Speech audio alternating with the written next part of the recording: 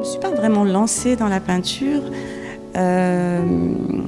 parce que finalement le dessin a commencé à faire partie de mon aventure romanesque littéraire, puisque dans mon 3e livre déjà, il y a des croquis qui sont venus s'insérer dans le texte à des moments où la parole ne suffisait plus, où j'ai un peu ressenti l'aphasie dans laquelle je mets souvent mes personnages.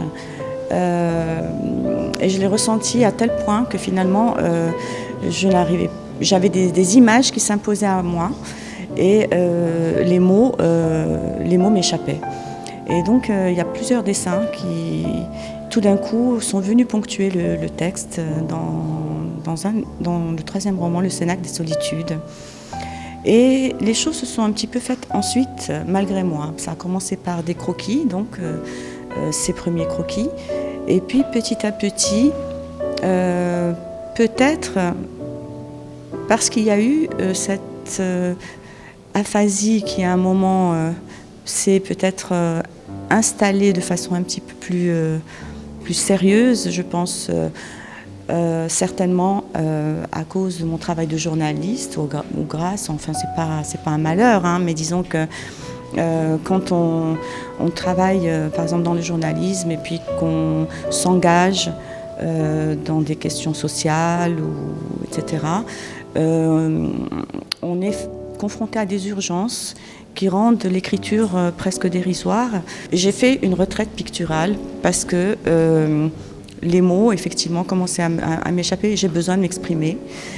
Et j'avais l'impression que le dessin, la peinture, était dans quelque chose qui était plus de l'ordre de l'immédiateté. Ce qui est une grosse erreur, parce que j'ai passé beaucoup de temps sur certains tableaux, mais étrangement, je ne m'en suis pas rendu compte. Je ne ressens pas la même souffrance quand je peins ou quand j'écris. Ce qui est intéressant dans son écriture, en tant qu'écrivaine, c'est à la fois quelque chose de très intérieur, qui est exprimé de manière musicale. Et je pense qu'on retrouve à la fois cette intériorité et cet aspect musical dans ses œuvres peintes. Alors, on le voit très nettement dans ce qu'on peut appeler des paysages, mais on le voit également dans les portraits, parce que les portraits ne sont pas des portraits figés. Il y a un mouvement, il y a un rythme, il y a tout un ensemble je dirais même de mélodies, mais il faut pouvoir les lire. Et tout ça, ça nous ramène à une intériorité.